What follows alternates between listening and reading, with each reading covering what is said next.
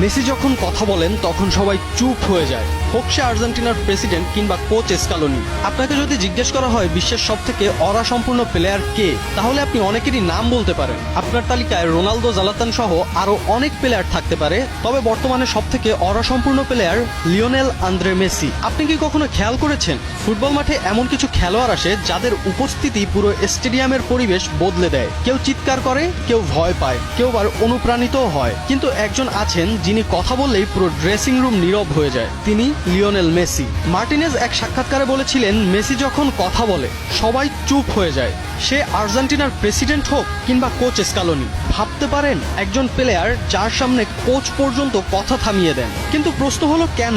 এটা কি শুধু তার 8টি ব্যালন ডি'অরের জন্য, নাকি বিশ্বকাপ জয়ের জন্য? না, মেসির অরা তৈরি হয়েছে অন্যভাবে। 2022 বিশ্বকাপের সেই রাত মনে আছে?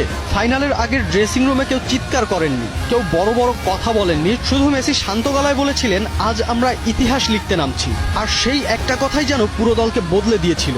আর তারপর যা হয়েছিল তার সবারই জানা আছে। ডিপল, ডিমারিয়া, এমিলিয়ানো মার্টিনেজ সহ সব সতীর্থদের চোখে মেসি শুধু অধিনায়ক না, তিনি একটা অনুভূতি। ওতামেন্ডির শরীরে মেসির ট্যাটু। ডিপলকে আবার অনেকে মজা করে বলে মেসির বডিগার্ড, কারণ মাঠে কেউ মেসিকে ট্যাকেল করলেই সবার আগে ছুটে যান তিনি। এইসব বিষয়ই মেসিকে নিয়ে যায় অনন্য উচ্চতায়।